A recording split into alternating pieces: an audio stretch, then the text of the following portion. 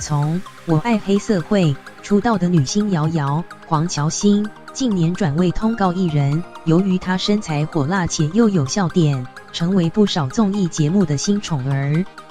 现年32岁的瑶瑶，当时以美眉出道，但她日前上吴宗宪和吴珊如主持的小明星大跟班，透露先前曾常上某个综艺节目，来宾大多是年轻辣妹，但随着年纪的增长，吴宗宪听完瑶瑶的抱怨，当场进行开示，中肯地说人总是会有岁月的一个挑战。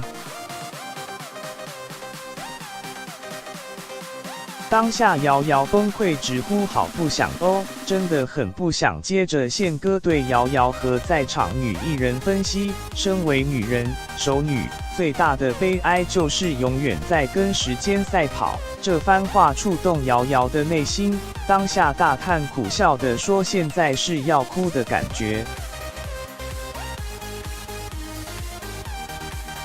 其他女星听了纷纷点头认同。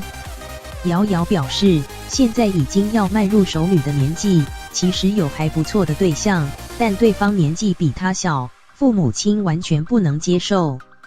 但男方其实有经济能力，不需要靠她养且对她很好，但家长就是认为要找年纪大的对象，让她也无奈感叹，真正条件更好的，他们当然是找年轻妹，也不会找我啊。